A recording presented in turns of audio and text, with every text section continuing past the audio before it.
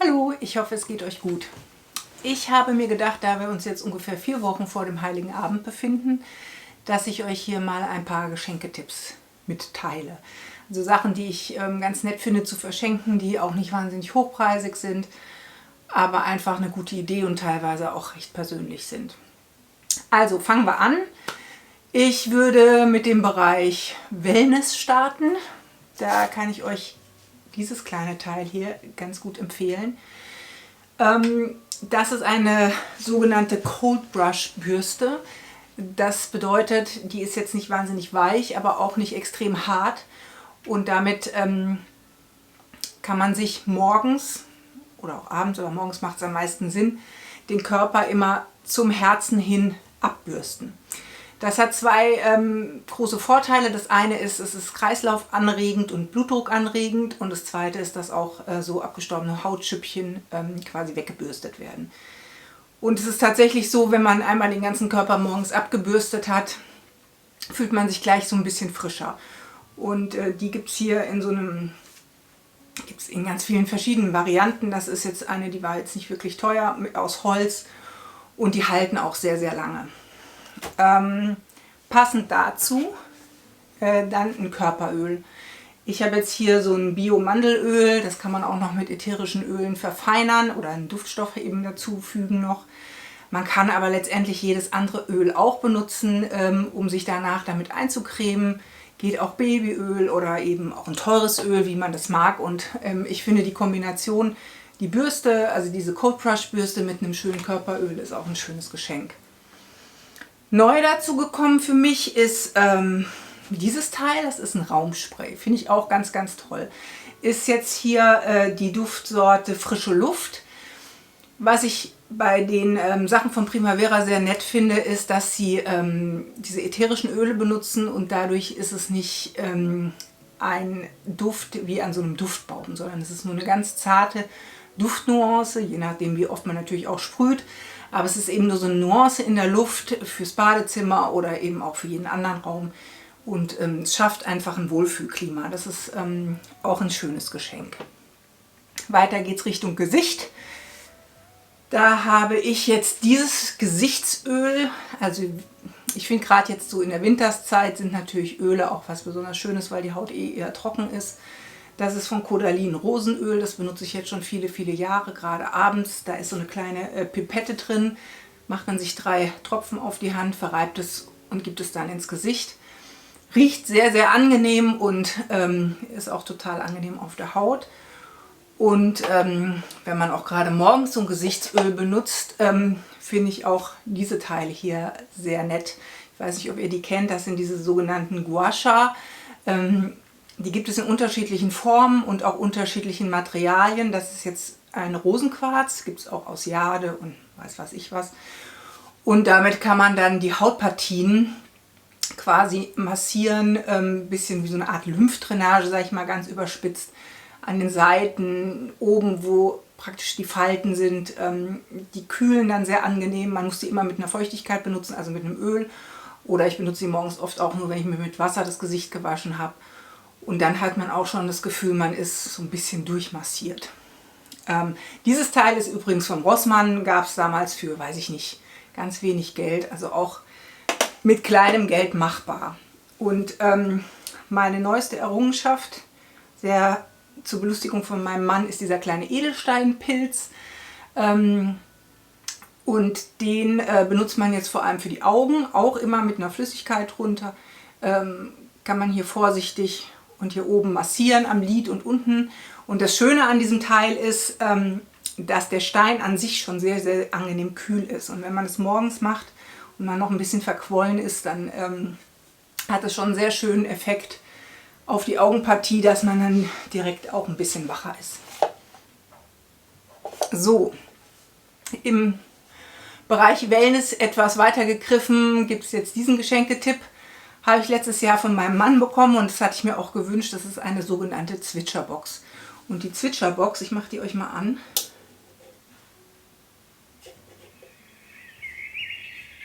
Die hat jetzt Vogelgezwitscher, wie man unschwerlich hört. Und hier an der Seite gibt es dann eben Laut- und Leise-Regelung und sie reagiert, ich meine, sie würde jetzt wie so eine Art Lichtsensor oder Bewegungssensor haben. Also wenn man die jetzt im Raum hat und gerade im Winter jetzt beispielsweise im Büro oder so und diese Vögel im Hintergrund leise vor sich hin zwitschern, finde ich persönlich das schon auch sehr angenehm und entspannend. Ja, das wäre jetzt im Prinzip das in diesem Bereich Wellness, was ich als Geschenke empfehlen könnte. In einem weitgehenden Sinne auch dazugehörig ist eine App, die ich auch empfehlen kann und wo es Sinn macht, vielleicht auch so ein Jahresabo dazu zu verschenken, und zwar von Deliciously Ella. Deliciously Ella kennen wahrscheinlich relativ viele schon. Das ist ein Foodblog, den es schon sehr lange gibt, zu veganer Ernährung. Es gibt dazu auch Kochbücher. Und diese App ist aber ganz toll, weil sie sowohl Rezepte hat, die man dann auch in Pläne umwandeln kann, auch mit Einkaufszetteln, aber auch mittlerweile ein großes Sportprogramm dabei hat, also von Fitnesstraining über Yoga, über Pilates. Und man kann das wunderbar filtern, also auch nach Dauer, also 15 Minuten, 30 Minuten, was man möchte. Und es gibt auch einen ganzen Bereich zum Thema Atemtechnik, Meditation. Also eine sehr umfangreiche App, also die mittlerweile 3,99 € im Monat kostet. Und das finde ich auch ein sehr nettes Geschenk für Leute, die sich für diese Form von Wellness begeistern, also die sich vegan ernähren oder in die Richtung gehen wollen, die gerne Yoga oder Pilates machen oder auch Atemtechniken lernen wollen und meditieren können. Also sie ist englischsprachig, das muss man dazu sagen, aber ist auch ein tolles Geschenk, einfach davon mal ein Jahresabo zu verschenken. So, als nächstes gibt es natürlich den Bereich Lego. Das ist ja so ein Weihnachtsklassiker. Lego ist bei uns zumindest immer unterm Weihnachtsbaum oder meistens, und ich mag das einfach in der Weihnachtszeit, erste, zweite Feiertag, dass man noch was aufzubauen hat, was zu spielen hat oder was zum Puzzeln hat. Und Lego, seit die Kinder jetzt auch größer sind oder schon fast erwachsen, muss man ja sagen, ist bei uns auch immer ein Hit. Also vor allem jetzt durch die neuen Serien, die es gibt, also für beispielsweise Marvel-Serien. Oder meine jüngere Tochter, die hatte sich jetzt zum Geburtstag The Office Lego gewünscht. Die hatte die Serie The Office gesehen, war begeistert. Ja, und hat jetzt The Office in ihrem Zimmer stehen. Das sind ja zum Teil auch so Wertanlagen, weil manche Sets werden ja auch teurer in den Jahren. Und ist einfach ein total schönes Geschenk, finde ich. Lego geht immer, ist aber eben, wie gesagt, recht hochpreisig.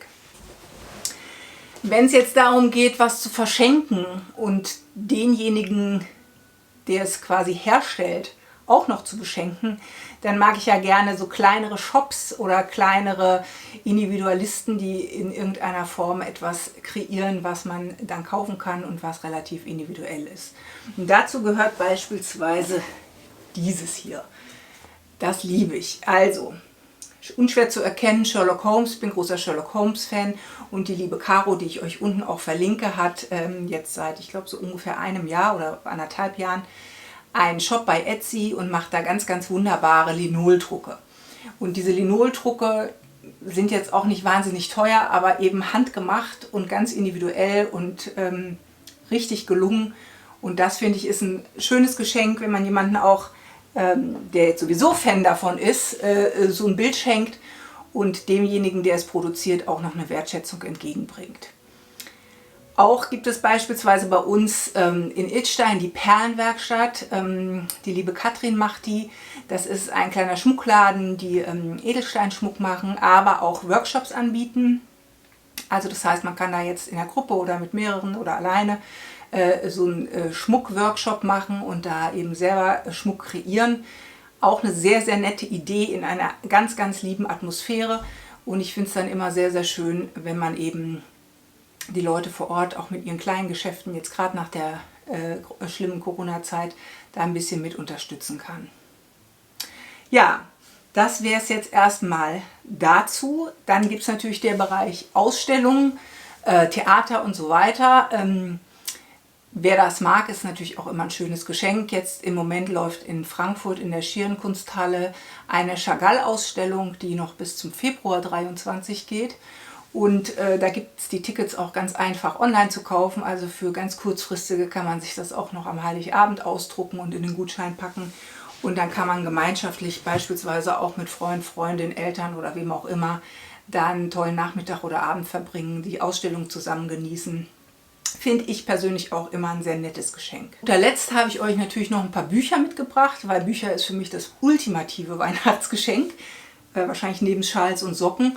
Ich habe neben dem Kanal auch noch einen Literaturblog, den Seitenwandler, den es jetzt seit 2017 gibt. Ich lese sehr gerne und rezensiere da auch Bücher und habe auch ein paar Autoreninterviews da drauf und bin auch auf Instagram unter Seitenwandler noch zu finden. Und deswegen habe ich euch natürlich auch ein paar Bücher mitgebracht. Das ist auch einfach ein Muss zu Weihnachten. Ein gutes Buch ist immer ein schönes Geschenk, wie ich finde. Und da habe ich sehr unterschiedliche Sachen mitgebracht. Also zum einen habe ich mal diese zwei Schätzchen hier mitgebracht. Das ist einfach schon von außen sind es beides zwei sehr schöne Bücher und sie führen auch dazu, dass man innen schöner wird oder auch das Haus innen schöner wird. Also das eine ist jetzt hier Hygge von Mike Wicking. Das ist ja quasi das dänische Lebenskonzept der Gemütlichkeit, sage ich jetzt mal. Da geht es ja darum, wie man sich schön macht, wie man sich gemütlich, man daraus ein Wohlempfinden generiert für sich. Ich habe hierzu auch noch von Mike Wicking die Kunst der guten Erinnerung. Das finde ich auch sehr nett. Das ist, meine ich, vom letzten Jahr. Da geht es darum, wie man tatsächlich Erinnerungen auch kreiert, gemeinschaftlich wahrnimmt, um sie dann auch für sich und lange Zeit abzuspeichern. Und ich weiß, Mike Wicking hat in diesem Jahr auch noch ein neues Buch rausgebracht. Ich weiß aber nicht, wie es heißt und habe es auch noch nicht gelesen. Könnt aber sicher im Buchhandel nachfragen. Also die Bücher kann ich wirklich empfehlen. Die sind halt auch innen sehr, sehr nett gemacht. Und ja, ähnlich ist auch das Sisu von Katja Panzer. Katja Panzer ist eine Kanadierin, die jetzt schon seit einigen Jahren in Finnland lebt und sich diesem Sisu-Konzept angenommen hat. Das ist ein Konzept der Finnen, auch so ein bisschen zur Resilienz. Also was kann ich tun, um einfach resilienter durchs Leben zu gehen und wo kann ich Sachen machen, die mir gut tun, mental und körperlich. Es gibt jetzt auch ein neues Buch, das in diesem Jahr von ihr erschienen ist, Everyday Sisu, also das ist dieses etwas größere, das ist so praktisch wie so eine Art Standard-Einstiegswerk. Das ist jetzt nochmal so nochmal eine persönlichere Erfahrung mit dem Sisu, wo sie auch zum Teil beschreibt, wie sie dran gescheitert ist an manchen Sachen. Es ist sehr persönlich immer geschrieben und auch sehr nett geschrieben. Also die beiden, Mike Wicking und Katja Panzer, kann ich auch sehr empfehlen. Also diese Reihe finde ich fantastisch für Kinder. Diese ist im Inselverlag erschienen, Little People, Big Dreams heißt sie. Das ist jetzt natürlich mein persönliches Exemplar, weil ich David Bowie so sehr liebe. Und das ist hier innen drin dann halt tatsächlich wie so eine Art Bilderbuch gemacht. Aber man erfährt eben sehr gut schon über diese Persönlichkeit viele Sachen. Und diese Serie entwickelt sich permanent weiter. Es sind alle möglichen großen Persönlichkeiten, lebendig und verstorbene Persönlichkeiten, Politiker, Schauspieler, Modedesigner, alle möglichen Leute, Aktivisten gibt es schon in diesen Serien und ist einfach ein tolles Geschenk, sowohl für Kinder als auch für Erwachsene. Kann man auf jeden Fall sehr gut verschenken. Dann habe ich dieses Buch, was ich auch sehr mag. Ist vielleicht nicht ganz so bekannt, Biografie einer Eiche, was alte Bäume uns lehren, wenn man nur langsam genug zuhört. Und dabei geht es darum, dass der Autor ein Jahr lang an einer über 100-jährigen Eiche sich Gedanken gemacht hat. Also der hat jetzt nicht da ein Jahr lang gesessen, sondern ist immer wieder dahin gefahren zu unterschiedlichen Jahreszeiten. Er berichtet über dieses Ökosystem um die Eiche drumherum. Also man erfährt auch einiges um die Insekten, Vögel, die Bäume an sich, aber auch die Reflexionsgrundlage der Natur, die er für sich nutzt. Es ist, finde ich, kein Buch, was man so in einem Rutsch liest, aber es ist so ein wunderbares Nachttischbuch, wo man immer wieder reinguckt und sich dann schon so ein bisschen andockt und selbst beim Lesen so eine kleine Naturerfahrung hat. Und ja, ich mag das sehr gerne. Es ist also eines meiner liebsten kleinen Schätze. Dann für alle, die sich auch mit dem Thema Nachhaltigkeit, Ernährung, Klimawandel beschäftigen, kann ich dieses Buch hier extremst empfehlen. Es ist dieses Jahr rausgekommen von Roanne van Voorst, Einst aßen wir Tiere. Und die Autorin ist eine Zukunftsanthropologin, was ich schon sehr spannend finde. Und sie beschreibt hier, wie es wohl ist, wenn man in einer Gesellschaft lebt, die darauf zurückguckt, dass es mal eine Gesellschaft gab, die Tiere aß, was für diese Menschen komplett unvorstellbar ist. Gleichzeitig wird aber auch ganz viel Sachliches vermittelt zum Thema Klimawandel, zum Thema Tierkonsum. Es liest sich hervorragend, es ist überhaupt kein dröges Sachbuch oder irgendwie völlig verschwurbelt oder sonst was, sondern es wirklich gehört für mich in diese Kategorie zu Tiere essen von Safreur vor vielen Jahren. Auch ein Buch, was mich sehr beeindruckt bis heute, und dieses hier gehörte auf jeden Fall auch dazu, also auch eine große Empfehlung.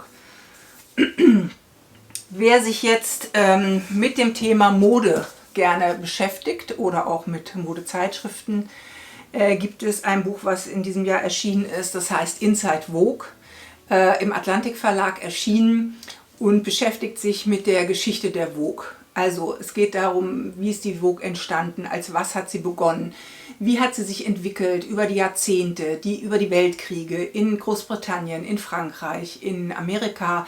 Wer waren die handelnden Personen an der Spitze, wer waren die Frauen, die diese Zeitschrift kreiert haben, die innovativ waren, wo sind welche gescheitert. Und es ist nicht so, dass man jetzt meint, okay, das ist jetzt so ein Buch wieder über Anna Wintour, die kommt da auch drin vor, aber hat jetzt garantiert keine hervorragende Stellung ganz vorne mit dabei, sondern ist eben eine von vielen Menschen, die in diesem Kosmos Vogue gearbeitet und gelebt haben, und beschäftigt sich aber auch damit, wo geht es denn hin, wenn ein Printmedium eigentlich nicht mehr das Medium ist, das die Zielgruppe bedient, sondern wo gibt es jetzt neue Schritte, wie können wir damit umgehen. Also für alle, die sich für diese Themen interessieren, auch ganz tolles Buch, lässt sich auch wunderbar lesen in einem Rutsch durch. Man erfährt sehr viel, auch Historisches, und ich mochte das sehr gerne. Dann habe ich hier noch ein Buch, was ich auch allen ans Herz legen kann. Gelb sieht man schon so ein bisschen von der Aufmachung her, und zwar Die Zeit ist kaputt, über das Leben von Erich Kästner. Erich Kästner hat 1899 bis 1979 gelebt, einer meiner absoluten Lieblingsautoren, ein sehr intelligenter Mensch, der eine Vielzahl an geschichtlichen Entwicklungen in unserem Land mitgemacht hat und das auch wunderbar reflektiert, und leider sind viele Passagen davon aktueller wieder denn je. Also auch hier gibt es jetzt als Taschenbuch, ich weiß nicht, wie alt das ist, aber es ist eine große, große Empfehlung. Wer sich mit Historie auseinandersetzen will und gucken will, wie Sachen auch entstanden sind, wie jemand, der ein wirklich großartiger Denker war, die Sachen eingeordnet hat, dem kann ich dieses Buch auf jeden Fall auch empfehlen. Ich versuche euch auch alles möglichst hier unten in der Infobox zu verlinken, dann könnt ihr da auch gucken, ob da was, also wenn ihr da jetzt nochmal den Titel irgendwie sucht. Dann habe ich zwei Bücher, die tatsächlich auch richtige Herzensbücher von mir sind, die aber keine neuen Bücher sind oder jetzt nicht neu erschienenen Bücher. Das eine ist Mit anderen Augen von Fabian Sixtus Körner. Dabei geht es darum, dass Fabian und seine Frau das erste Kind bekommen, und das Kind wird mit dem Down-Syndrom geboren. Was für beide in erster Linie erstmal einen kleinen Schock darstellt, vor allem auch, wie sie quasi in der Klinik behandelt werden, was sie da verkraften müssen an Aussagen, die sie von Ärzten, teilweise auch von Schwestern bekommen, ihr Lebenskonzept in Frage gestellt wird, weil beide immer gern gereist sind, Freigeister sind und frei beruflich auch arbeiten. Und dann aber irgendwann anfangen, sich als Familie quasi zurückzukämpfen und ihr Leben wieder aufzunehmen mit diesem wunderbaren kleinen Kind, auch zu reisen und zu sehen, wie sie als Familie in anderen Ländern auch ganz anders wahrgenommen und aufgenommen werden, wie sich dieses Kind durch die Reisen auch fantastisch entwickelt. Und es ist wirklich ein sehr herzlich geschriebenes Buch, echt eine Empfehlung. Also Mit anderen Augen heißt es. Ähnlich in die Richtung geht dieses Buch von Wolf Küpper, 1 Million Minuten. 1 Million Minuten, die Tochter des Autors sagt irgendwann abends zu ihm, Papa, ich möchte mit dir 1 Million Minuten haben.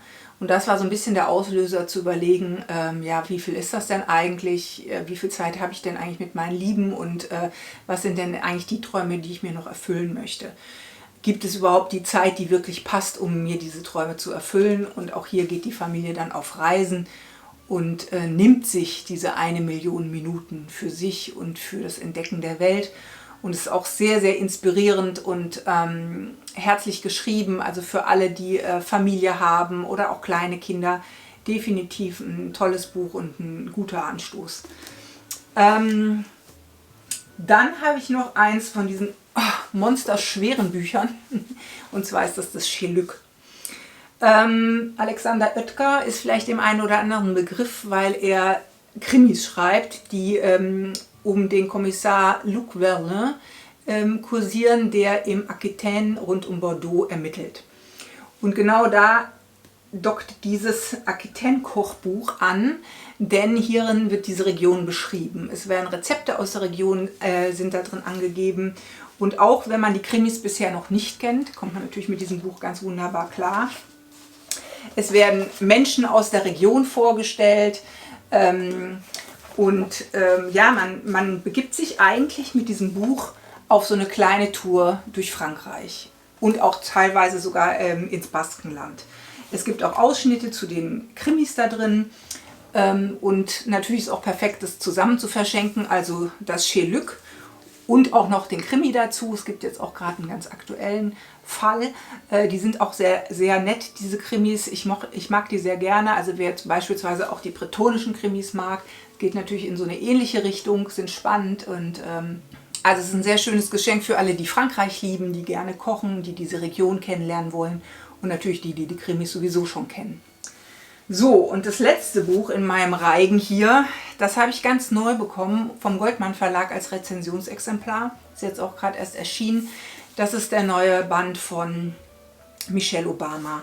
Und zwar Das Licht in uns. Ich muss zu meiner Schande gestehen, dass ich das erste Buch hier noch im Regal stehen habe und es bisher noch nicht gelesen habe. Aber ich habe dieses jetzt zum ersten Drittel gelesen. Und es ist richtig, richtig toll. Ich mag die Art und Weise, wie es geschrieben ist. Michelle Obama geht hier jetzt schon auf die Pandemie ein.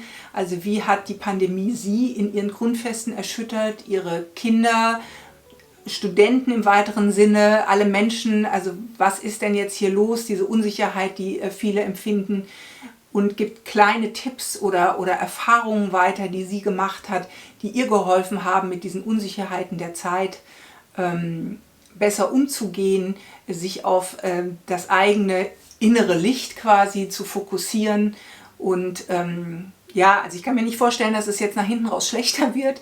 Es ist wirklich sehr, sehr gut geschrieben, es ist sehr motivierend, es ist kein Ratgeber im klassischen Sinne, sondern tatsächlich ein Buch, das ihre Erfahrungen widerspiegelt. Es ist sehr auf Augenhöhe geschrieben und bis jetzt gefällt es mir sehr gut. Also auf jeden Fall eine sehr inspirierende Frau. Wunderbar zu verschenken. Ja, und im Zusammenhang mit dem Thema Bücher ist natürlich für mich auch immer noch eine schöne Geschenkidee, alles um das Thema Kalender, Journals, Notizbücher. Ich bin ein großer Fan.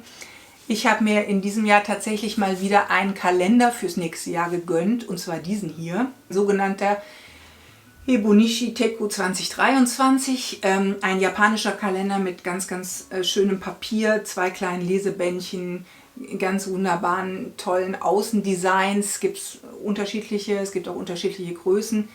Jetzt muss man dazu sagen, die sind tatsächlich sehr, sehr teuer. Aber es gibt natürlich auch ganz viele andere schöne Notizbücher, Planer, Journalbücher, die auch schon teilweise eben so Vorgaben drin haben für Leute, die da erst mit anfangen. Einen schönen Stift noch dazu, ein Feinliner oder so, und ich finde, das ist ein sehr schönes Geschenk. Ja, damit wäre ich auch mit meinen Sachen durch. Ich denke, ich werde in den Shorts noch mal so ein paar kleine Tipps geben.